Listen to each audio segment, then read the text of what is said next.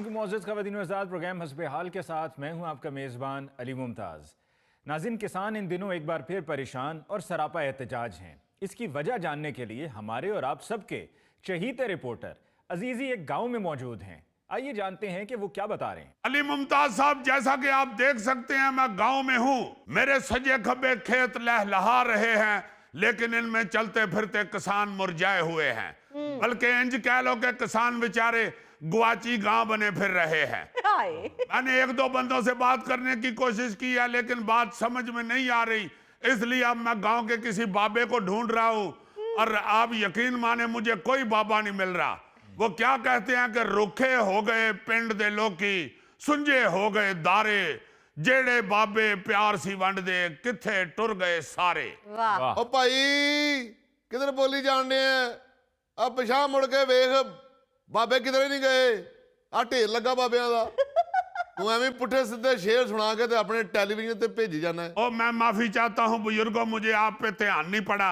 असल में नाज़रीन, मैं जैसे आपको बता रहा था कि सारे किसान मुरझाए हुए हैं और जानवरों की मौजें लगी हुई हैं, क्योंकि जानवर आजकल पिंडों में फ्रेंच फ्राइज खा रहे हैं।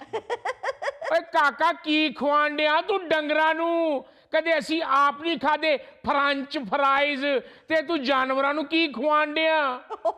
नाज़रीन, जैसे कि आप देख रहे हैं कि ये बाबा जी पता नहीं 2-3 हफ्ते से भूखे बैठे हुए हैं। ਓਏ ਆਪ ਇਹ ਪਾਪੜ ਲੱਛੇ ਆਈਸਕ੍ਰੀਮਾਂ ਖਾਣ ਵਾਲੇ ਲੋਕ ਨੇ ਸ਼ਹਿਰ 'ਚ, ਇਹਨਾਂ ਨੂੰ ਕੀ ਪਤਾ ਵੀ ਡੰਗਰਾਂ ਨੂੰ ਕੀ ਪਾਉਣਾ। नाज़रीन, वाकई ये ठीक कह रहे हैं, हमें नहीं मालूम कि डंगरों को क्या डालते हैं। आइए एक डंगर से बात करते हैं। माफी चाहता हूँ नाज़रीन, ये भी एक आदमी बैठे हुए हैं। अजीज़ी यार, को खुदा का खौफ खाओ, ये कौन से जानवर हैं जो फ्रेंच फ्राइज खा रहे हैं? अली मुमताज साहब, मुझे भी यकीन नहीं था कि जानवर भी फ्रेंच फ्राइज खा सकते हैं। मगर मैंने अपनी आंखों से जानवरों की खुरलियां भरी हुई देखी हैं आलूओं के साथ, तब मुझे यकीन आया कि जानवर भी फ्रेंच फ्राइज खाते हैं। मैं तो आपको भी दिखाना चाह रहा था, मगर एक बच्चे ने मुझे टोड मारा और मैं इधर को निकल आया। अगर आपको यकीन नहीं आता तो मैं दोबारा खुरली पे जाके आपको दिखा सकता हूं कि ये देखें, इस वक्त जानवर आलू खा रहे हैं और जो फ्रेंच फ्राइज हैं वो आलूओं से ही बनते हैं। अब बाऊ और डंगरां नूं नजर ना ला दें, तुम ही बोरा भर के ले जा आलूआं दा शहर, उत्थे जाके बना ली फ्रेंच फ्राइज ते रोटी ते रख के खावी। हैरान कुन नाज़रीन, जैसा कि आप सुन रहे हैं कि हमारा रिपोर्टर बता रहा है कि गांव के लोग आजकल अपने जानवरों की आवभगत फ्रेंच फ्राइज से कर रहे हैं। ਓ जनाब की करनी आओ भगत, सानू ते अपनी जरूरत नहीं रही। अहीं तो क्या आलू पे खराब ही होने, अब चलो जानवरों के मुंह चले जान।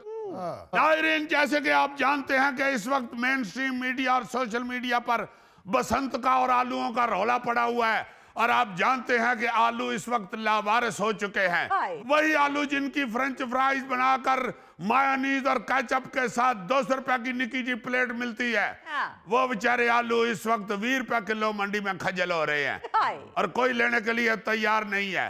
और आखिरी रिपोर्टों के मुताबिक नाज़रीन, ये मैक्सिमम रेट बताया जा रहा है। ਓਏ ਕਾਕਾ ਜਰਾ ਉਰਾਂ ਨੂੰ ਆ, जी जनाब, ਮੈਂ ਤੈਨੂੰ ਤਫਸੀਲ ਦੱਸਣਾ ਵਾ। हुक्म करो। 25 ਤਾਂ 30 ਰੁਪਏ ਤਾਂ ਲਾਗਤ ਆਲੂਆਂ ਤੇ ਕਿਲੋ ਦੀ ਸਾਡੀ ਆਉਂਦੀ ਆ, अच्छा ਤੇ ਮੰਡੀ 'ਚ ਉੱਥੇ 20 ਰੁਪਏ ਰੇਟ ਕਿਲੋ ਦਾ ਵੀ ਨਹੀਂ ਲੱਗਣ ਡਿਆ। अच्छा, ਉਹ ਤੁਹਾਨੂੰ ਤੇ ਆਲੂਆਂ ਤੋਂ ਇਲਾਵਾ ਬਸੰਤ ਦੇ ਚਾਹ ਚੜੇ ਹੋਏ ਆ। ਜੇ ਤੁਹਾਨੂੰ ਇਹ ਨਹੀਂ ਚਾਹ ਚੜੇ ਆ ਬਸੰਤ ਦੇ, ਤੇ ਲੈ ਜਾਓ ਸਾਡੇ ਕੋਲੋਂ ਆਲੂ, ਉਹਦੇ 'ਚ ਤਣਾਵਾ ਪਾ ਕੇ ਤੇ ਉਡਾਓ ਆਲੂ ਰੋਂਦੇ ਬਸੰਤ ਨੂੰ। नाज़रीन, जैसे कि आप देख रहे हैं कि आलू को बहुत गुस्सा चढ़ा हुआ है। ਓਏ ਭਾਈ, मेरा मतलब है आलू बीजने वाले बाबा जी को बड़ा गुस्सा चढ़ा हुआ है। आलू तो अगे ही बो काटा होया। एक मिनट बाबा जी, आप बताइए आप क्या कहना चाहते हैं? यानी हर गल तेरे सामने करनी पड़ेगी। नहीं जी नहीं, इसमें से करेंगे ना तो फिर टीवी में आवाज जाएगी। टीवी में आवाज जाएगी, असी पहुंचा लांगे आवाज, सानू आउंदी है पहुंचाउणी आवाज। नहीं आ रही है, आपकी आवाज तो जा रही है, मेरा ख्याल है फोटो नहीं जा सकती। नहीं, फोटो भी जाएगी माशाल्लाह। चलो कम से कम पग तो रंगीन है ना जी। ਬਹੁਤੀਆਂ ਗੱਲਾਂ ਨਾ ਕਰ ਤੇ ਚੁੱਕ ਆਲੂ ਤੇ ਲੈ ਜਾ ਸ਼ਹਿਰ। ਅੱਗੋਂ ਰਮਜ਼ਾਨ ਸ਼ਰੀਫ ਆਉਣ ਡਿਆ, ਪਾਓ ਆਲੂ ਸਮੋਸਿਆਂ ਪਕੌੜਿਆਂ 'ਚ, ਲੁੱਟੋ ਆਵਾਮ ਨੂੰ ਤੇ ਮਾਰੋ ਕਿਸਾਨ ਨੂੰ। अब बाऊ घबराई ना, तोड़ा भर के ले जा साडे वालों मुफ्ती, ਸਾਡੇ ਨੂੰ ਤੋਹਫਾ ਸਮਝੀ। वैसे बुजुर्गों, मैंने अंदाजा लगाया है आप गांव के लोग इतने भी मासूम नहीं होते। जो चीज आपकी बिकती नहीं या बिल्कुल सस्ती हो जाती है ना, आप तोहफा उसी का देते हैं। हाय ये गांव में इतने बकरे बकरियां फिर रहे हैं, बड़ी ईद पे भी मैं चक्कर लगाता हूँ, आपने कभी मुझे बकरे का तोहफा तो नहीं दिया। वो तो शहर ले जाके चौने रेट पे बेचते हैं। दो बकरा, दो इसको बकरा। घोड़ा घास से दोस्ती कर लेगा तो खाएगा क्या? वाह वाह वाह बाबा जी, आप मुझे पढ़े लिखे लगते हैं। ਉਹ ਪੜਿਆ ਭਾਵੇਂ ਨਹੀਂ, ਘਰ ਸਾਡਾ ਸਕੂਲ ਦੇ ਸਾਹਮਣੇ ਹੁੰਦਾ ਸੀ। वाह वाह वाह वाह, मेरे अब्बा जी भी बड़े अक्लमंद थे। वो कहा करते थे कि स्कूल नू हर साल कली मैं ही करदा सा। बुजुर्गों, आप सब गुस्से में बैठे हुए हैं। मसला दरअसल ये है कि अब आलू एक्सपोर्ट नहीं हो रहा है। पहले अफगानिस्तान एक्सपोर्ट हो रहा था, अब चूंकि नहीं हो रहा है तो इस वजह से आलू वाफिर भी है। आप चाहते हैं कि गंदम की तरह आलू भी हुकूमत खरीदे। ਉਹ ਹਕੂਮਤ ਨੇ ਕੀ ਖਰੀਦਣਾ ਬਾਊ ਜੀ? ਹਕੂਮਤ ਦੇ ਤੇ ਆਪਣੇ ਸਿਆਪੇ ਨਹੀਂ ਮੁੱਕਣ ਡਏ। ਕਿਸਮਤ ਚੰਗੀ ਨਾ ਹੋਵੇ ਤੇ ਇਹੋ ਜਿਹੀਆਂ ਹਕੂਮਤਾਂ ਮਿਲਦੀਆਂ ਨੇ। ਮੱਤ ਤੇ ਸਾਡੀ ਮਾਰੀ ਗਈ ਹੈ ਜਿਹੜੇ ਇੰਨੇ ਆਲੂ ਬੀਜ ਬੈਠੇ हैं। हाय नहीं तो आप क्या चाहते हैं बुजुर्गों? आपकी जो गुफ्तगू मैंने सुनी है, जितना आप हुकूमत से तंग आए हुए हैं, आप क्या चाहते हैं कि अब आपके आलू खरीदने के लिए हुकूमत सब्जी की दुकान खोल ले? तो खोल ले दुकान, ਮਿਹਨਤ ਮਜ਼ਦੂਰੀ ਚ ਕਾਹਦਾ ਮਿਹਣਾ।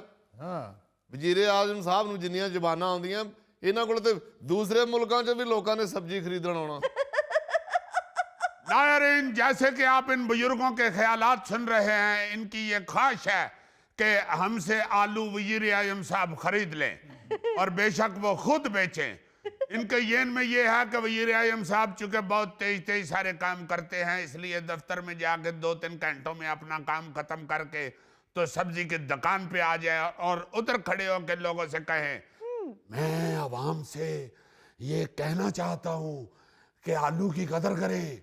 ये आलू कोई मामूली सब्जी नहीं है, ये दरवेश सब्जी है, दरवेश सब्जी। ये आलू एक ऐसी चीज है जो मटरों में भी मिक्स हो जाती है। ये आलू एक ऐसी चीज है जिसकी गोभी से भी दोस्ती हो जाती है। ये आलू एक ऐसी मासूम सब्जी है जिसका बैंगनों के साथ भी उठना बैठना है। और तो और, अगर आप कम पैसों में पुलाव पकाना चाहते हैं तो आप आलूओं को चावलों में भी डाल सकते हैं। ये आलू जो हैं ये पराठे में भी मिक्स हो जाते हैं। ये आलू ਭੁੰਨ ਕੇ ਖਾਓ, ਭੁੰਨ ਕੇ ਖਾਓ, ਭੁੰਨ ਕੇ ਖਾਓ। ये आलू आप भून के भी खा सकते हैं। ये आलू हर खुराक में मिक्स हो जाते हैं। आप आलूओं को सब्जियों की काफ लीग भी कह सकते हैं।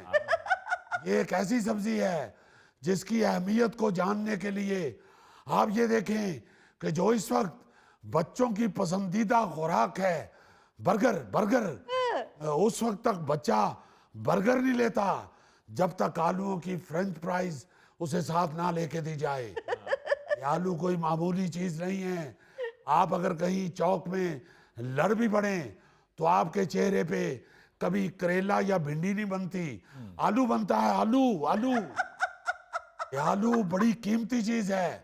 मैं चूंकि अल्लाह के फजल से, उसके बेपाया करम से फारसी भी जानता हूँ, मैं आपको बताता हूँ कि आलू को फारसी में सेबे जमीनी कहते हैं, यानी जमीन का सेब। तो मैं आपको ये गुजारिश करनी चाहता हूँ कि आलू को खरीदते वक्त जहन में रखें कि ये चूंकि सेब हैं, इसलिए ये 500 रुपए किलो भी दें तो खरीद लें।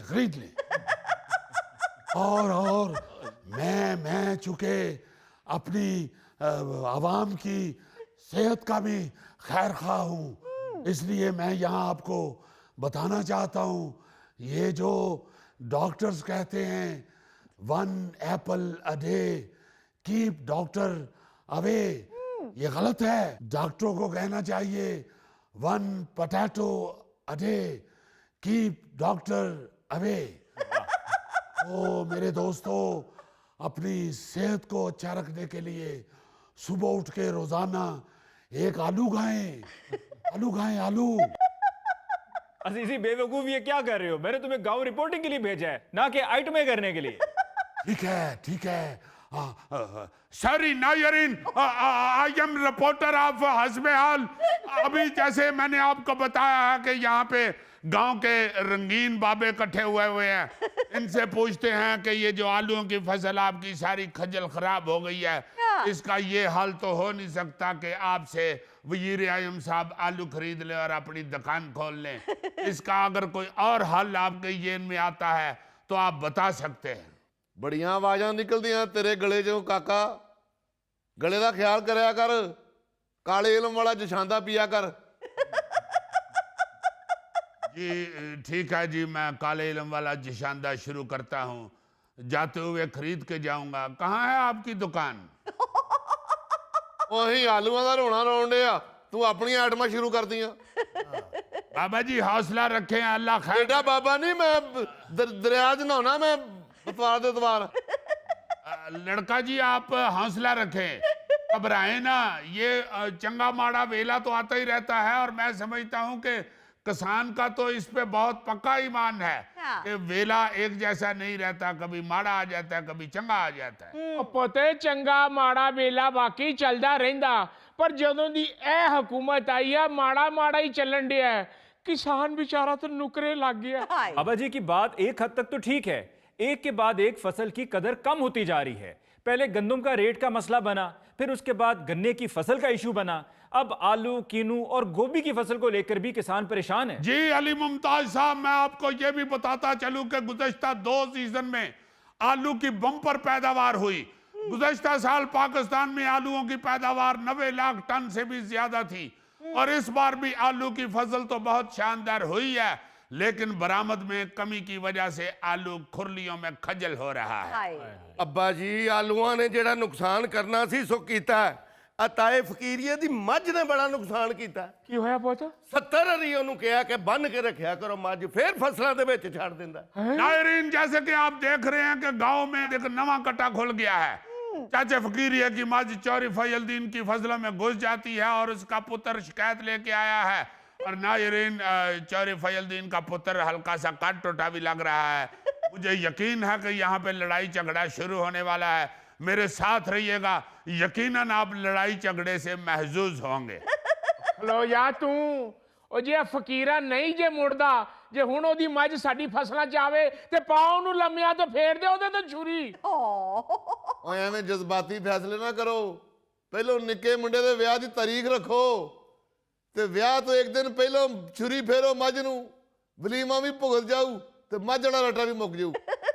ओ चाचे असी कोई उन्हां दी मझ ते नहीं बैठे, मुंडे दा वलीमा असी आप कर लांगे। ऐ जरा केस दी तारीख भुगत लईए, फिर ਉਹਦੇ ਹਿਸਾਬ ਨਾਲ ਵਿਆਹ ਦੀ ਤਾਰੀਖ ਵੀ ਰੱਖ ਲਾਂਗੇ।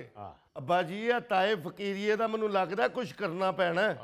ਓਏ ਐਵੇਂ ਕੋਈ ਨਵਾਂ ਕੇਸ ਨਾ ਪਵਾ ਲਈ ਪੁੱਤਰਾ, ਜੇ ਬਹੁਤਾ ਗੁੱਸਾ ਚੜਿਆ ਤੇ ਉਹਦੇ ਗਿੱਟੇ ਗੋਡੇ ਤੇ ਡੰਡਾ ਮਾਰ ਕੇ ਤੇ ਗੁੱਸਾ ਲਾ ਲਾ।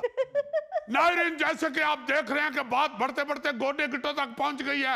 अभी आपको रिपोर्टर अजीजी बताता है। आप ये बताएं कि ये जो आपकी ताए फकीरिया के साथ दुश्मनी है, ये शुरू कब से हुई है? ਜਦੋਂ ਦੀ ਉਹਨਾਂ ਦੀ ਮੱਝ ਸਾਡੀਆਂ ਫਸਲਾਂ 'ਚ ਬਣਨਾ ਸ਼ੁਰੂ ਹੋਈ ਹੈ। नायरीन, आप समझ गए होंगे कि ये ताए फकीरिया की और इनकी दुश्मनी जो है ये भैंस के खेत में घुसने की वजह से पैदा हुई है। आप ये अगर पहलवान जी इधर तशरीफ ले आए तो ये बड़ा सेंसिटिव मसला है। मैं आपको ये कुछ गुजारिशात पूछना चाहता हूँ। मुझे ये बताएं कि ये जो भैंस की दुश्मनी है, ये आपके गुस्से की वजह से है, ये सचमुच ही ये नुकसान हुआ है आपका? ਉਹ ਜਨਾਬ ਸੱਚੀ ਮੁੱਚੀ ਅੱਧੀ ਪਹਿਲੀ ਉਜਾੜ ਦਿੱਤੀ ਜੀ ਉਹਨੇ। नायरीन, कुछ आलू नहीं बिक रहे, ऊपर से कुछ चाचे फकीरिया की मझ ने पहली उजाड़ दी है। तो ये आपको जो इतना गुस्सा चढ़ा हुआ है, फसल भी खराब हो गई है, आलू नहीं बिक रहे, आप कोई और सब्जी क्यों नहीं उगा लेते? आप आलू छोड़ दें, अगर आलू नहीं बिक रहे तो छोड़ दें, आप कोई और सब्जी उगा लिया करें या कोई और चीज उगा लिया करें। ਯਾਰ ਅਸੀਂ ਜਿਹੜੀਆਂ ਮਰਜ਼ੀ ਫਸਲਾਂ ਉਗਾਈਏ, ਤੂੰ ਕੌਣ ਹੁੰਦਾ ਪੁੱਛਣ ਵਾਲਾ? ਐਵੇਂ ਮੈਕ ਫੜ ਕੇ ਆ ਗਏ ਆ ਤੇ। ये मेरे गिट्टे गोडों का भी मसला बन गया है। ਉਹ ਮਹਿਮਾਨ ਆ ਪੁੱਤ, ਮਹਿਮਾਨ ਆ ਪਿੰਡ ਦਾ, ਤੇ ਮਹਿਮਾਨ ਨੂੰ ਕੋਈ ਚਪੇੜ ਚਪੂੜ ਮਾਰ ਲਈਦੀ ਆ, ਡੰਡਾ ਡਾਂਗ ਨਹੀਂ ਮਾਰੀਦਾ।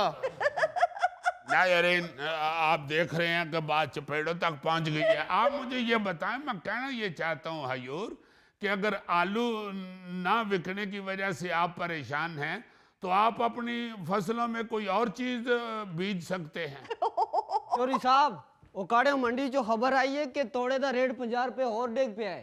ਹੈਂ? ਉਹ ਤੇਰਾ ਭਲਾ ਹੋ ਜੇ, ਕਦੀ ਚੰਗੀ ਖਬਰ ਨਾ ਲੈ ਕੇ ਆਈ। ਉਹ ਤੈਨੂੰ ਕਿਹਾ ਕਿੰਨੇ ਸੀ ਇਹੋ ਜੀ ਖਬਰ ਆ ਕੇ ਅੱਬੇ ਨੂੰ ਦੱਸ। ਹਰ ਪਾਸਿਓਂ ਕਿਸਾਨਾਂ ਲਈ ਮਨਹੂਸ ਖਬਰਾਂ ਆ ਰਹੀਆਂ। अली मुमताज साहब, जैसे कि आप देख रहे हैं कि चौधरी साहब खबरों की वजह से तपे हुए हैं, इसलिए आपकी मेहरबानी प्लीज कोई गाड़ी भेज के तो मुझे वापस बुलवा ले। चौधरी साहब तशरीफ रखें, गुस्सा ठंडा करें अपना, तशरीफ रखें, बैठिए, आराम से बैठिए। चौधरी साहब, अगर एक फसल एक्सपोर्ट होना बंद हो गई है फिर उस सीजन में उसका नुकसान तो होगा। आप अगले सीजन की तैयारी करें और किसी ऐसी फसल पे तवज्जो दें जिसकी मांग भी हो। ਉਹ ਭਾਈ ਜੀ ਗੰਦਮ ਲੈ ਦੇ ਗਏ ਹੋ, ਗੰਨਾ ਭੁੰਜੇ ਜਾ ਪਿਆ, ਆਲੂਆਂ ਦਾ ਬੇੜਾ ਗਰਕ ਕਰ ਦਿੱਤਾ, ਗੋਭੀ ਖੱਜਲ ਖਰਾਬ ਹੋ ਗਈ, ਕਿੰਨੂਆਂ ਦਾ ਰਿਹਾ ਹੀ ਕੱਖ ਨਹੀਂ। ਹੁਣ ਦੱਸੋ ਕੀ ਬੀਜੀਏ ਸੀ। चौधरी साहब, हमारे कहने का मतलब ये है कि अगर आप कोई ऐसी चीज बीजें जो धड़ाधड़ बिक रही है तो इसमें कौन सा मजाका है। बिल्कुल। ਚਲੋ ਜੀ ਦੱਸੋ ਤੁਸੀਂ ਜੀ ਕੀ ਬੀਜ ਲਈਏ, ਕੀ ਸ਼ਹਿਰ 'ਚ ਵਿਕਣ ਡੇ ਆ। ਮੋਬਾਈਲ ਬਹੁਤ ਵਿਕਣ ਡੇ ਨੇ, ਉਹ ਬੀਜ ਲਈਏ। ਮੋਟਰਸਾਈਕਲਾਂ ਬਹੁਤ ਚੱਲ ਰਹੀਆਂ ਨੇ, ਉਹ ਬੀਜ ਲਈਏ।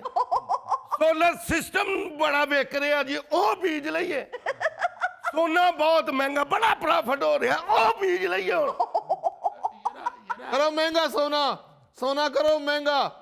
भुख लगी ते सोना नहीं खा सकता कोई, आलू ही खाने पैने आ। ओ काका, मोबाइल जिन्ने मर्जी तानू काम दवे, रोटी नहीं पका सकता। रोटी कणक नाल ही पकनी आ। ਦੱਸ ਭਾਈ ਹੁਣ ਕੀ ਬੀਜੀਏ। ਹਰ ਗੱਲ 'ਚੋਂ ਕੀੜੇ ਤੇ ਕੱਢਣਾ, ਅੱਜ ਦੱਸ ਕੇ ਜਾਏਗਾ ਕੀ ਬੀਜਣਾ। ਅੱਜ ਤੂੰ ਦੱਸਿਆ ਨਾ ਤੇ ਮੈਂ ਤੈਨੂੰ ਜਾਣ ਨਹੀਂ ਦੇਣਾ ਇਥੋਂ। अली मुमताज साहब, खुदा के वास्ते फटाफट गड्डी भेज के तो मुझे बुला लें, ये भाई तप गया है। कहां से बुला लूं तुम्हें? तुम क्यों उनकी दुखती रग पे हाथ रखते हो? तुम्हें पता ना कि किसान कितना परेशान है। वो तो ठीक है बात कि मगर वो जो गाड़ी वाला बाहर खड़ा है पीपल के नीचे, उसको फोन करके कहें कि अंदर आ जाओ फटाफट। उसे कहां फोन करूं? वो गाड़ी वाला तुम्हें छोड़कर चैनल पे वापस आ गया है। चलो फिर मैं विचों विचों ही चैनल पे पहुंच जाना। ये ठीक है। नाज़रीन, इसके साथ ही हम लेते हैं एक ब्रेक, मिलते हैं ब्रेक के बाद। वो तो कह रहा है कि भाभी और बच्चे पैसे इकट्ठे करके तुम्हें दें। नहीं फिर ये ठीक है।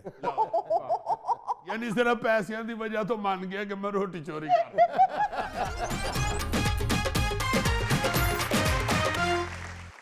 नाज़रीन, पेशी खिदमत है आज का खबरनामा। नायरीन, वैसे तो चोरियां चकारियां सारी दुनिया में होती हैं और हर मुल्क के अंदर ये काम पाया जाता है, मगर हमारे यहाँ एक ऐसी चोरी है जिस पे न्यू जेम्स बॉन्ड 0092 खून के आंसू रोता है। नायरीन, आप ये न समझे कि जेम्स बॉन्ड की तबीयत बड़ी सख्त होगी, बड़ा यालम किस्म का होगा, हवाओं में उड़ता फिर रहा होगा। नहीं, ऐसी बात नहीं है, ये पैदल फिरने वाला जेम्स बॉन्ड है। नायरीन, ये जो बिजली चोर हैं उन पर मुझे शदीद गुस्सा आता है, क्योंकि ये जो बिजली चोरी करते हैं फिर उसका बिल हम सबको अदा करना पड़ता है। इसलिए जब मुझे कोई बिजली चोर की खबर सामने आती है तो मेरा दिल करता है कि इस चोर को मैं पकड़ लूं, और बहुत गुस्सा चढ़ता है कि क्यों एक माड़ा आदमी किसी जालिम का बिल दे। ये जुल्म है। आप कहीं भी किसी जगह भी अगर रियासत की कोई चीज चोरी कर रहे हैं तो इसका मतलब है आप सारी आवाम को नुकसान पहुंचा रहे हैं। बहरहाल ये काम हर जगह होता है। एक बिजली चोर के हवाले से आपको खबर सुना रहा हूं, इसको सुन के आपको गुस्सा नहीं चढ़ेगा बल्कि हल्की सी हंसी आएगी। अच्छा। खबर कुछ यूं है, भारतीय शहर पटियाला में अदालत ने बिजली चोर को जेल भेजने की बजाय अपने जैसे बिजली चोरों की इस्लाही मुहिम पर जाने की सजा सुना दी। अरे वाह। मुजरम 7 महीने सरकारी खर्चे पर बिजली चोरों की इस्लाह करने के साथ साथ अदालत में ये हल्फनामा भी जमा करवाएगा कि वो आइंदा कभी बिजली चोरी नहीं करेगा। वाह जी वाह। यार ਜਿਹੜਾ ਆਪ ਚੋਰ ਹੈ और दूसरे ਦੀ ਕੀ ਸਲਾਹ करनी? नहीं हजूर, वो जाके बताएगा कि भाई जी चोरी ना करो बिजली, अखीर मेरे वांगू फड़िया ही जाना है तुसी। अच्छा, इस जो सजा सुनाई गई है, जो इस फैसले के ऊपर एक हंसी वाली बात ये है जी जी कि वो जो था ना इसका वकील, उसने इसे कहा हुआ था कि मैं तुम्हें ज्यादा से ज्यादा 6 महीने की कैद सुनाऊंगा।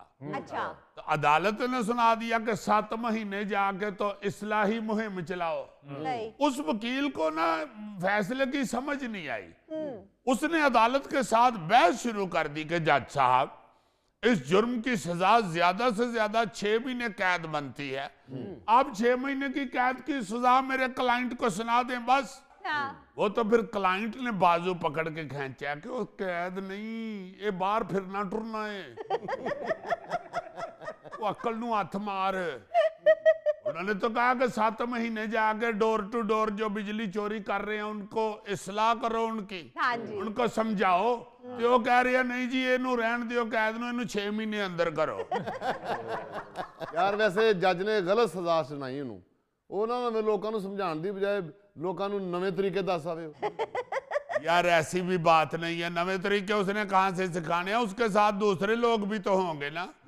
उसको डोर टू डोर जाके कहेंगे कि भाई जी तुसी कर रहे हो बिजली चोरी, तो यह भी बिजली चोर है, जरा यदि पहले स्टोरी सुन लो फिर तो समझ आएगी। सुना बिजली चोरा। जब हर बिजली चोर को जाके वो बताएंगे कि ये भी बिजली चोर है, ये कितनी बड़ी सजा है।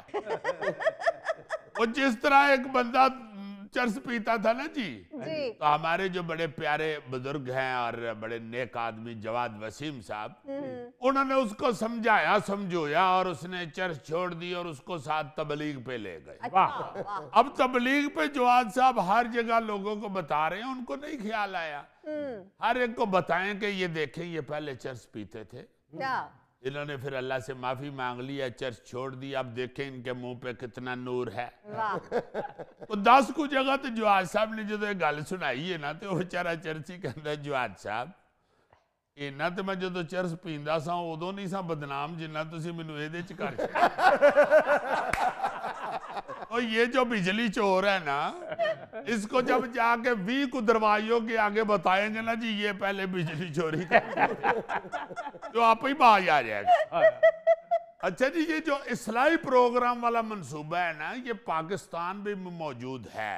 अच्छा या कह ले के मौजूद रहा है, क्योंकि 2024 में मैंने एक खबर खुद पढ़ी हुई है कि लाहौर की सेशन अदालतों ने 1,500 जो थे ना जी बिजली चोर, उनको इसी तरह के इस्लाही प्रोग्राम पे लगा दिया था। अच्छा ये 1,500 बिजली चोर थे, इनका ट्रायल नहीं किया गया और इनको इस प्रोग्राम पे लगाया गया, इस्लाही प्रोग्राम पे। इसका नाम रखा गया प्रोबेशन प्रोग्राम जी।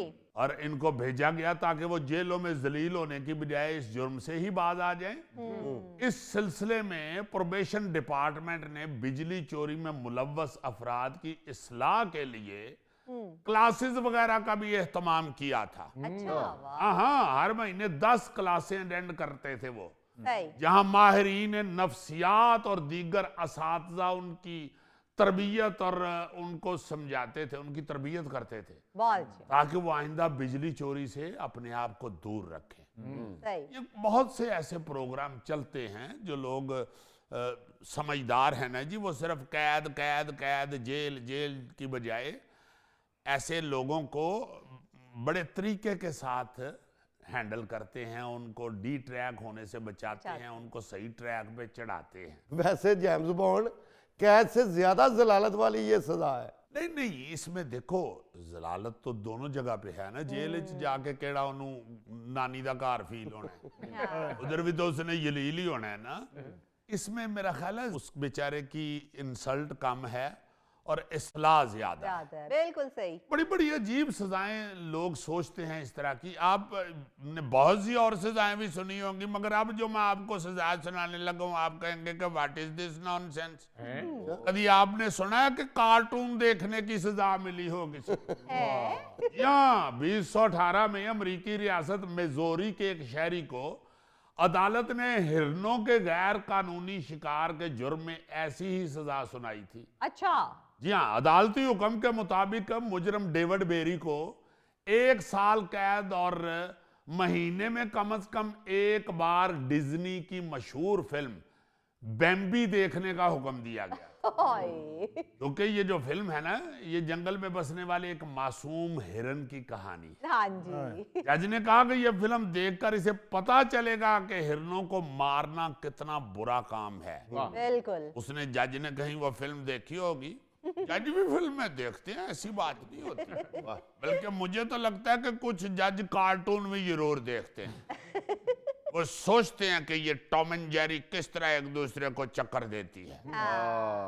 अंग्रेज इस तरह के काम करते हैं भाई। तो उस जज ने ये हिरन का शिकार करने वाले बंदे को ये फिल्म देखने की सजा दे दी। सही। देखो ये, और तुम्हें पता चले कि ये कितना गलत काम है। हाँ जी। इसी तरह बर्तानिया में 2 बच्चों ने एयर गन से परिंदों का गैर कानूनी शिकार किया और पकड़े गए। अच्छा। जिस पर बच्चों की अदालत ने उन दोनों बच्चों को यह सजा सुनाई कि वो इन सारे परिंदों और जानवरों के नाम याद करें अच्छा। जिनके शिकार की ममानियत की गई है। सही।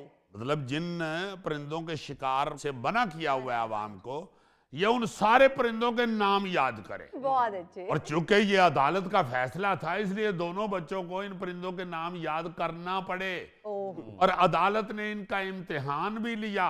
अच्छा जी। जी हाँ, ये केस जब मीडिया में आया तो जज की बड़ी तारीफ हुई। और बर्तानिया की वजारत कानून व इंसाफ ने इस जज को अवार्ड भी दिया। वाह जी। उसको एक सोने की चिड़ी बना के दी। और उसी चिड़ी की सक्की कजन है ये जो नजम सेठी साहब के प्रोग्राम में होती है। अजीजी ये भी सोने की है? नहीं, ये सोने की तो नहीं है, मगर है उसकी फर्स्ट कजन। एक और दिलचस्प सजा सुने। जी। 1935 में न्यूयॉर्क के मेयर थे फ्योरिलो लागार्डिया जी। उन्होंने अपने मैजिस्ट्रेट दर्जा अव्वल के इख्तियारात इस्तेमाल करते हुए एक ऐसी ही सजा सुनाई थी जो आज तक एक मिसाल है। इस मुकदमे में एक औरत पर रोटी चोरी करने का इल्जाम था। मेयर ने पहले चोरी करने पर औरत को $10 जुर्माना किया। अच्छा। और फिर खुद ही इस जुर्माने को अदा किया। फिर मुकदमे की समाअत के वक्त अदालत में इस बिल्डिंग के लोग भी थे जहां उस औरत ने रोटी चोरी करके अपने बच्चों को खिलाई थी। फिर इलोर जो था उसने इन तमाम लोगों पर 50 सेंट फी का जुर्माना किया, क्योंकि वो इनकी मौजूदगी के बावजूद चोरी करने पर मजबूर हुई। हाँ जी। हाँ जी। इन तमाम जुर्मानों से $47.5 जमा हुए जो मेयर ने रोटी चोरी करने वाली खातून को दे दिए। वाह जी। और फैसले में लिखा कि इस जुर्म में हम सब बराबर के शरीक हैं, क्या बात। इसलिए सजा भी सबको मिलनी चाहिए। जेम्स बॉन्ड ये गोगा भी अपने घर से रोजाना रोटी चोरी करता है, तो इसके बच्चे और भाभी इसको पैसे इकट्ठे करके दें। ओ भाई, मेरी अपनी रोटी है, मेरा अपना घर है, आपको क्या तकलीफ है? हाय। यार उसकी बात समझने की तो कोशिश करो ना। वो तो कह रहा है कि भाभी और बच्चे पैसे इकट्ठे करके तुम्हें दें। नहीं, फिर ये ठीक है। यानी सिर्फ पैसे की वजह तो मान गया कि मैं रोटी चोरी कर रहा। अच्छा, आपको इधर एक लतीफा भी सुनाता जाऊं सजा वाला। जी। 18वीं सदी में जापान में एक मजिस्ट्रेट के सामने एक मुकदमा पेश हुआ। एक होटल के मालिक ने एक गरीब तालिब इल्म पर खाने की खुशबू चुराने का इल्जाम आयद किया। जज ने पहले तो होटल के मालिक को मना करने की कोशिश की कि बच्चे के साथ जुल्म ना करे, लेकिन होटल वाले ने कहा जी मुझे तो इंसाफ चाहिए। अच्छा। जज ने फिर फैसला सुनाया कि खाने की खुशबू का मुआवजा पैसों की आवाज है। हाय हाय हाय। वाह। खाने की खुशबू का मुआवजा पैसों की आवाज है। क्या बात। तालिबे इल्म कुछ पैसों को एक हाथ से दूसरे हाथ में मुंतकिल करके आवाज पैदा करके होटल के मालिक को सुना दे। वाह जी, बस देखो ना जरा, जाहिलों वाला उसने हमें हाँ जी। मजाइया साहब मुकदमा कर दिया जी कि इसने मेरे होटल में खाना सूंघा है, हाँ। खुशबू सूंघी है। उसने कहा ठीक है, इसका मुआवजा तो फिर पैसों की आवाज। आवाज ही है। उसने कहा कि भाई जी मुजरम साहब आ तो ही पैसे हाथ च इधरों इधर सुटो, आपे वाह आएगी, या सोन लेगा तो दौड़ जाए तो।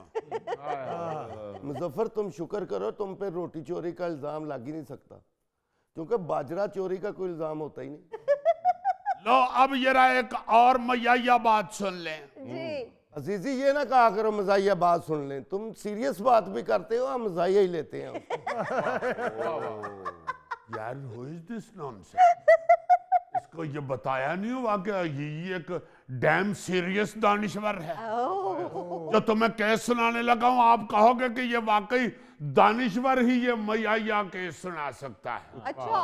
आपको पता है कि अदालत के अंदर मोबाइल फोन अलाउ नहीं होता। हाँ जी सर, बिल्कुल। तो न्यूयॉर्क की अदालत में 2017 में एक जज साहब की अदालत में फोन की घंटी बज गई दुराने डिस्कशन। अच्छा जी। जज साहब को एकदम गुस्सा चढ़ गया, उन्होंने फौरन कलम रख के ऐनक सुटी पेपरों के ऊपर और उन्होंने पूछा किसकी घंटी बजी है। सारे कहने लापे हजूर असी तो घंटी लुआई नहीं हुई। कहते हैं कि मैं पूछ रहा हूं किसके फोन की घंटी बजी है। वहां पे 46 लोग मौजूद थे, 46। अच्छा। वो 46 के 46 मुकर गए कि हमारे फोन की घंटी बजी है। लो। जज साहब को चढ़ा हुआ था गुस्सा, ऐनक उन्होंने उतारी हुई थी। अब ऐनक वापस लगाते हुए उन्होंने कुछ ना कुछ तो सजा देनी थी। हाँ। और इन्होंने कहा अच्छा फिर ऐसे करते हैं कि ये जितने भी लोग मेरे अलावा अदालत के अंदर मौजूद हैं इन सब को जेल में डाल दो। ओह। एक दिन के लिए 46 लोगों को जज ने जेल में डाल दिया। वाह। सुन रहे हो कोके? तुम कहती हो जी कि मैं क्या करूं? रिकॉर्डिंग के दौरान मैंने कहा अपने फोन की बेल बंद रखा करो, बेल होती है तो गुस्सा चढ़ जाएगा अली मुमताज साहब को, वो तुम्हें एक दिन की कैद की सजा सुना देंगे। अगर कहता भाई जी साडे फ्लोर ते एडा कमरा ही कोई नहीं जिथे मैनू ढक्कन। और मैं क्या भाई तुम उधर जाते नहीं, बड़े बड़े बड़े कमरे भी इधर मौजूद हैं। कहते तू ढक्कन दे मैनू जरा इन्हों, मैं सवेरे उठ के नाश्ता ही इना करना कि इन्हें मैनू उस वेले छड़ देना। नाज़रीन, इसके साथ ही हम लेते हैं एक ब्रेक, मिलते हैं ब्रेक के बाद। जी ये तलवार लगा ही नहीं सकता, एक म्यान में 2 तलवारें नहीं रह सकती। तुम तलवार किसी और को पकड़वाते और खुद तलवार के साथ लटक के आते।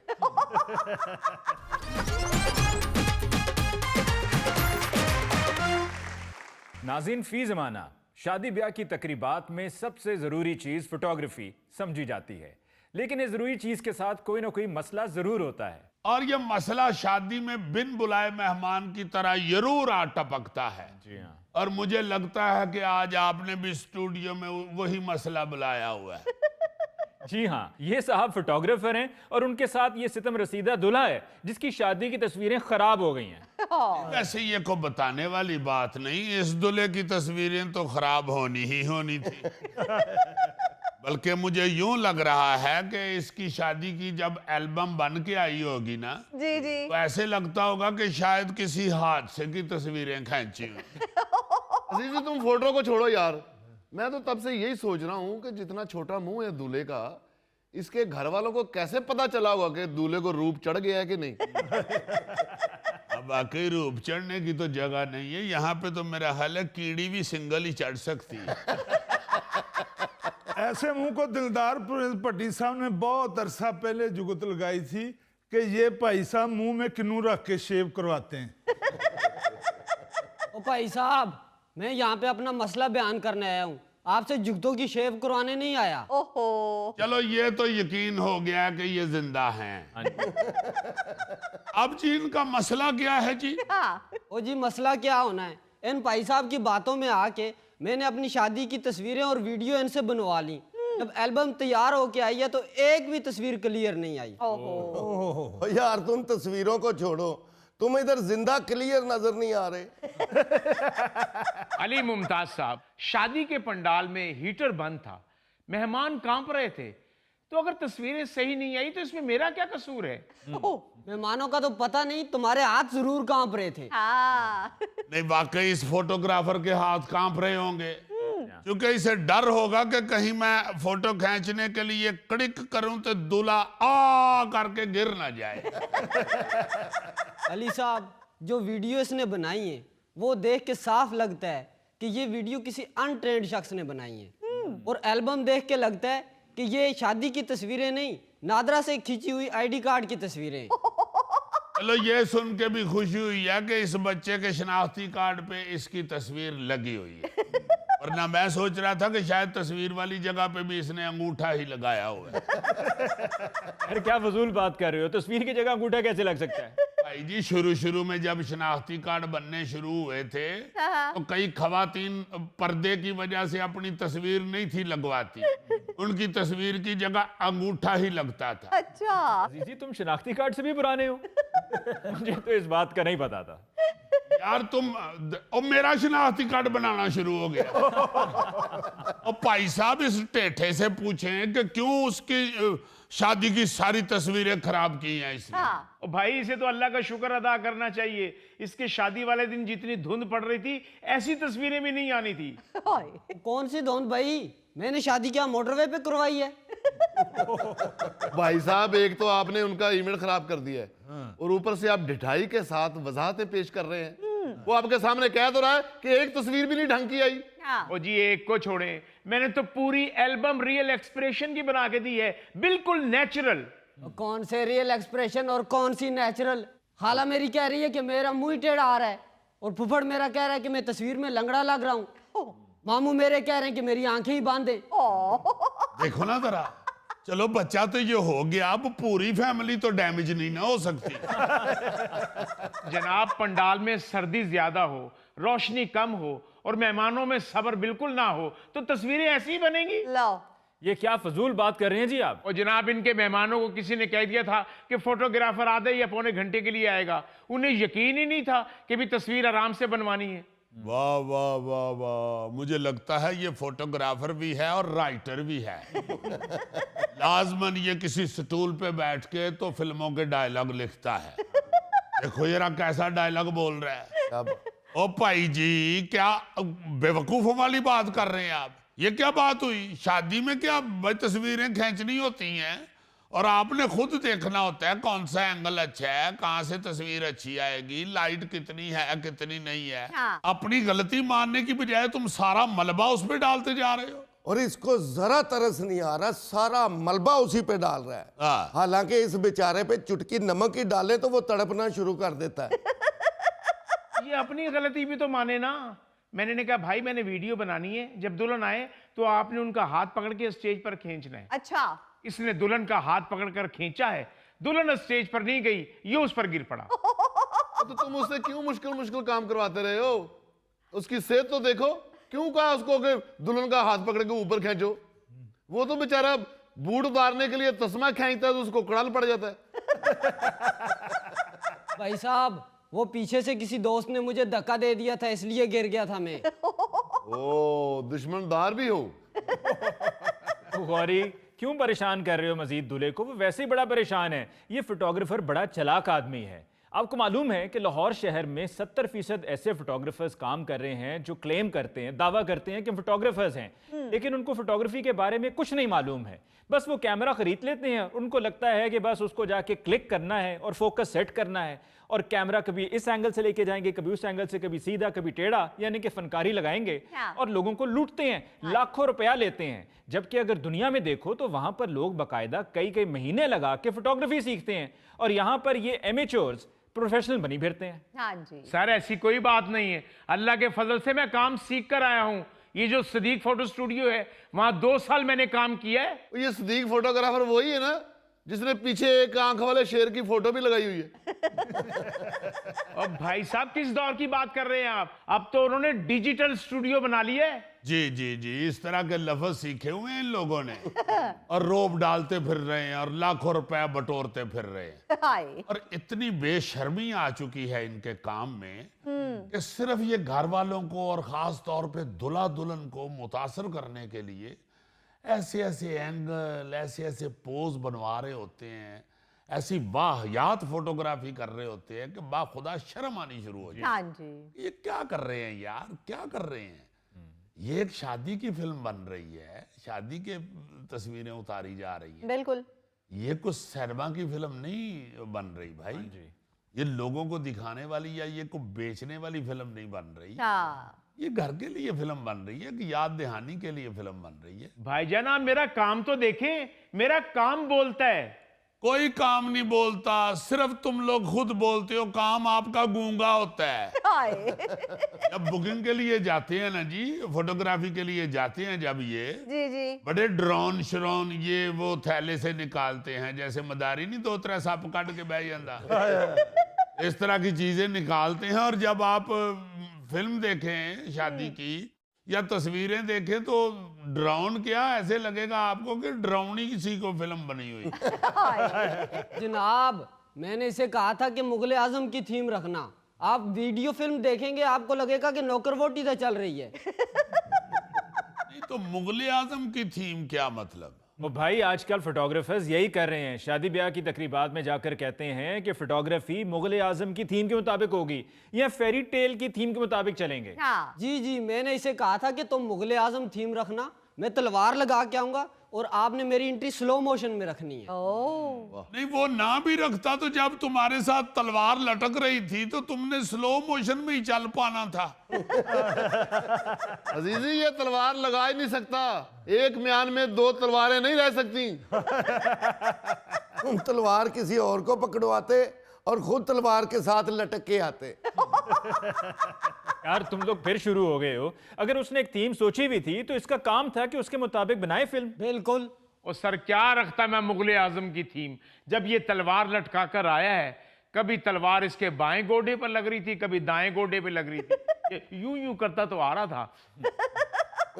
और तुमने क्यों मुगले आजम वाली थीम रखवाई? तुम टॉम एंड जेरी वाली रखवाते। अली साहब खाना खाते हुए लोगों की इसने एक तस्वीर नहीं बनाई, पता नहीं कहाँ गायब हो गया था। तो मैं तुम्हें बताता हूँ कहाँ गायब हो गया था। एक कैमरा एक साइड ते रख के आप प्लेट फाड़ के खलोता सी। तो मेरे मामू के बेटे की शादी थी ना, जी। तो फोटोग्राफर उन्होंने कहीं मंगा लिया ज्यादा महंगा। अच्छा। मामा जी को पहले ही गुस्सा चढ़ा हुआ था। वो फोटोग्राफर जो है ना, जब खाना खुला है तो उसने फटाफट कैमरा साइड पर लटका के तो प्लेट पकड़ ली। हाय। जब उसने प्लेट पूरी भर ली ना तो मेरे मामे ने आके प्लेट पकड़ी, उसने कहा पुत्र तू 2.5 लाख ले आ, उसे जाके फोटोआं खींच। यार ये फोटोग्राफर करते ही ऐसे हैं। मेरी शादी पे जो मेरा फोटोग्राफर था, मैंने उसको कहा कि मेरी शादी वाली वीडियो के पीछे हीर रांझे वाली थीम रखनी है। वाह उसने 2 बीघे जमीन वाली थीम रख दी। वाह वाह वाह वाह, अल्लाह का शुक्र कर उन्हें 2 बीघा जमीन वाली रख दी है, 2 संडियां दी लड़ाई वाली नहीं रख दी। अजीजी हमारा दौर अच्छा था जी। तब ये थीम शीम होती नहीं थी, ब्लैक एंड व्हाइट कैमरे होते थे। यार तुम बहुत बदतमीज आदमी हो, तुम मुझे डैनों के वक्त के बना रहे हो। मैंने अपने आप को भी साथ रखा। तुम्हारा तो सबको पता, तुम्हारी इतनी एज नहीं है। बात यह है अपना अली मुमताज साहब जी कि यहाँ पे सिर्फ फोटोग्राफी नहीं, आप किसी प्लम्बर को देख लें, किसी इलेक्ट्रीशियन को देख लें, इस तरह के जितने भी काम है ना जी टेक्निकल, जी जी। उनकी कोई अहमियत ही नहीं है। कोई अहमियत नहीं है। बाहर जाके आप कोई बंदा यहाँ से इलेक्ट्रीशियन जाके इलेक्ट्रीशियन का काम करके तो दिखाए भाई, वहां पे डिग्री लेनी पड़ती है। हाँ जी बिल्कुल। वो 2-2 साल 3-3 साल की डिग्री है। बिल्कुल। उसके बाद आपको लाइसेंस लेना पड़ता है गवर्नमेंट से, उसके बगैर आप काम नहीं कर सकते। हाँ जी। और सेम हेयर फोटोग्राफी जो है, ये जैसे आपने बताया, ये बड़ा अहम काम है जी। इसकी बाकायदा डिग्री लेते हैं। तो भाजी ने तो देख लो ताडे सामने सदीक फोटो स्टूडियो तो काम सीखे ना कदी सदीक फोटो स्टूडियो वाले ने चंगी फोटो खींची ते ना अल्लाह दी रहमत नाल ना कदी खिंचनी।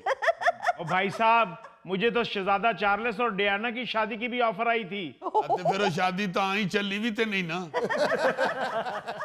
नाज़रीन, इसके साथ ही हम लेते हैं एक ब्रेक, मिलते हैं ब्रेक के बाद। कभी हैं लाल कभी हैं काले, लाखों बार हैं देखे भाले। कोयला। बहुत अच्छे, वाह वाह वाह वाह वाह, मुझे यकीन था कि ये कोई चिमटा ही बूझेगा।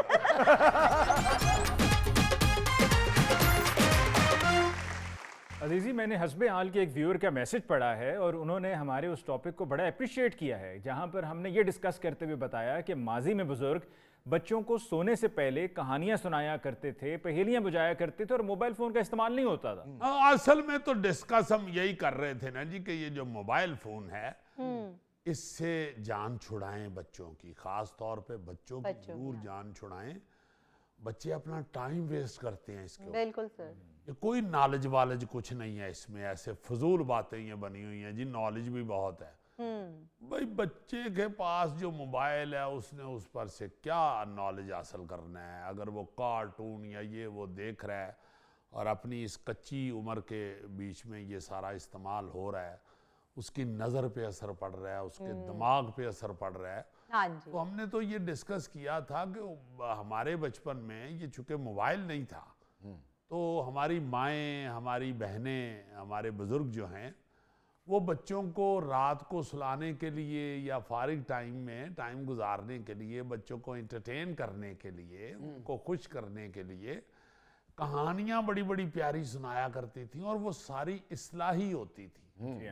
उनके अंदर कोई ना कोई सबक होता था, मज़ेदार भी बहुत होता था। मुझे याद है हम साथ बहस भी करते थे, सवालात भी पूछते थे कहानी के दौरान। जी जी जी जी, तो खरगोश क्यों सो गया, कछुआ क्यों आगे गुजर गया, ये छोटी छोटी चीजें मुझे याद है आगे से पूछा करते थे, हम सवाल किया करते थे। इसी तरह पहेलियां बुझाया करते थे, हाँ जी। उससे दिमाग की एक्सरसाइज भी होती थी और नॉलेज भी बढ़ता नॉलेज था। भी बढ़ता था, बिल्कुल। वो बच्चे को ये प्रैक्टिस होती थी कि किस तरह आपने अपने दिमाग का इस्तेमाल करना है और ये रिहर्सल हो जाती थी पहेलियों में। सही। तो पहेलियां तो आज तक भूलती नहीं है, ऐसी ऐसी प्यारी पहेलियां होती थी। ओए होए होए होए, इतनी सारी मैंने और इकट्ठी की हुई हैं। अगर कहो, अगर आपका मूड हो तो आप बुझे फिर मेरी पहेली। हाँ जी सर, बिल्कुल। पहेली कुछ यूं है जी, एक कश्ती दरिया में बंद, दरिया सफेद कश्ती का पीला रंग। अंडा। लो, ये तो सिद्धि हो गई है। क्या बात है जी। हमारी पार्टी जीत गई। हाँ, वैसे है इसी तरह की पहेली कि सिद्धि समझ आ जाती है। हाँ जी। दरिया सफेद और कश्ती का पीला रंग। पीला रंग। अच्छा, अब बताओ, 100 घोड़े और एक लगाम, आगे पीछे चलें तमाम। 100 घोड़े और एक लगाम। तस्बीह।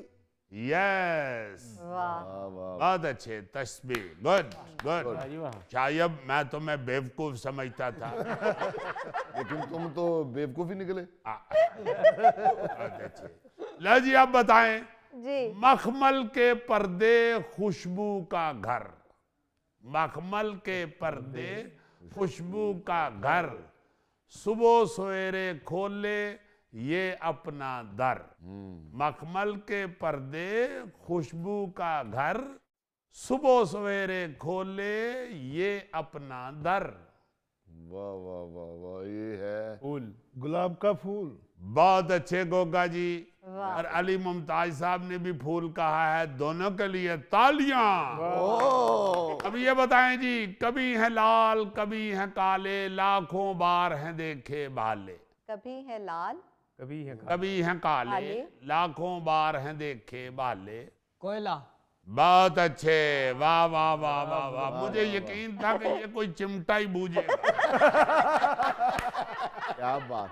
गुड गुड, कोयला कोयला कोयला। हाँ जी। कोयले। गुड मुजफ्फर, जी। You are intelligent. Thank you. ये अक्लमंदी है ना बंदा, हाँ जी। इतनी बरीक टांगों पे भी चल ले। बीजे रोड जम्मे झाड़, बीजे रोड जम्मे झाड़, लगे नींबू खिड़े अनार। बीजे रोड जम्मे झाड़, लगे नींबू खिड़े अनार। ये जरा मुश्किल है आप लोगों के लिए। बीजे रोड जी। जम्मे झाड़, लगे नींबू खिड़े अनार। शायद शाज़म मिर्जा बूझ जाए, चुके ये एक पेंडू इंसान, शहरी बंदे नहीं ये बूझ सकते। बीजे रोड जम्मे झाड़ लगे नींबू खिड़े अनार। कमाद। 9 कपास। कपास की बीज जो होता है जी, वो रोड जमे झाड़, कपास का झाड़ उतरता है। अच्छा अच्छा अच्छा अच्छा। लगे नींबू खिड़े अनार। अनार। वो एक नींबू सा होता है ना पहले, तो वो हाँ फिर जी, हाँ खिड़ता है तो अनार बन जाता है। बिल्कुल सर। अच्छा जी, चुप चुपीती रह नहीं सकती करदी रहंदी शोर। चुप चुपीती रह नहीं सकती करदी रहंदी शोर। 24 घंटे चरदी रहंदी फिर भी कहंदी होर। घड़ी। 9 जुबान। 9 चुप चुपीते रह नहीं सकती करदी रहंदी शोर।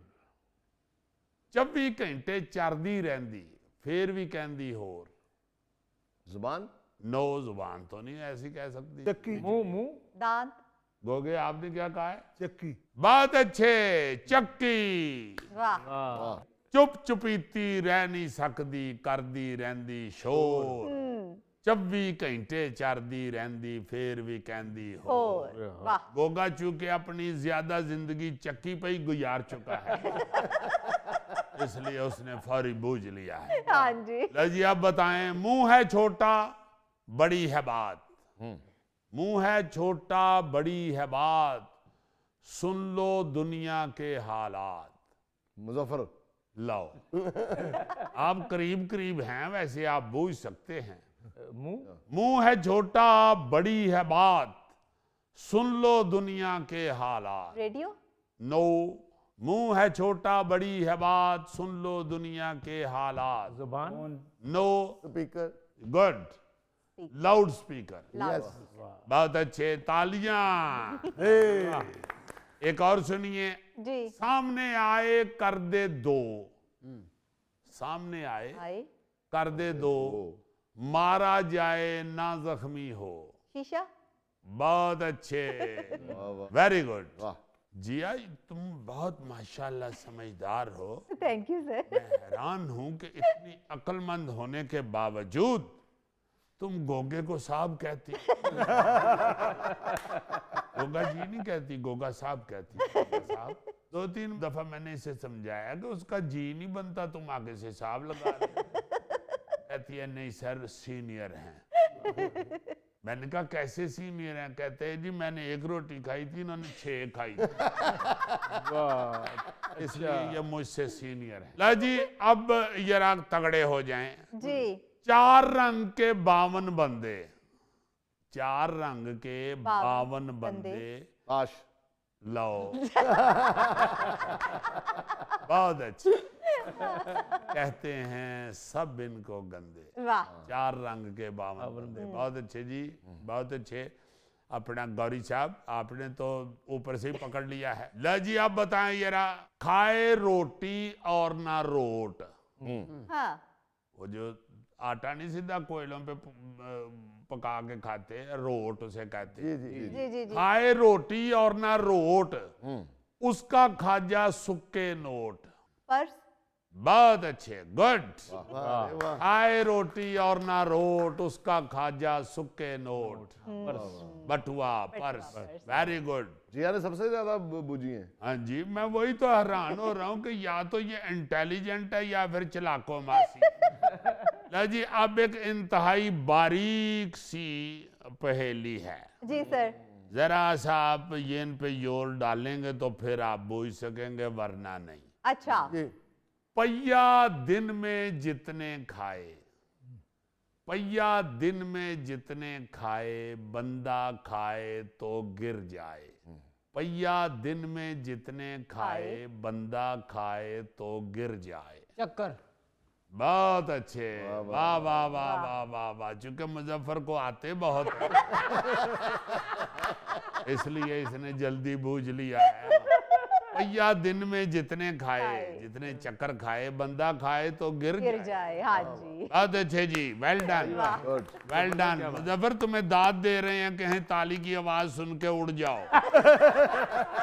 नाज़रीन, इसके साथ ही आज के प्रोग्राम हस्बे हाल का वक्त खत्म हुआ। चाहते अपने मेज़बान अली मुमताज़ को दीजिए इजाज़त। अल्लाह ने के बाद।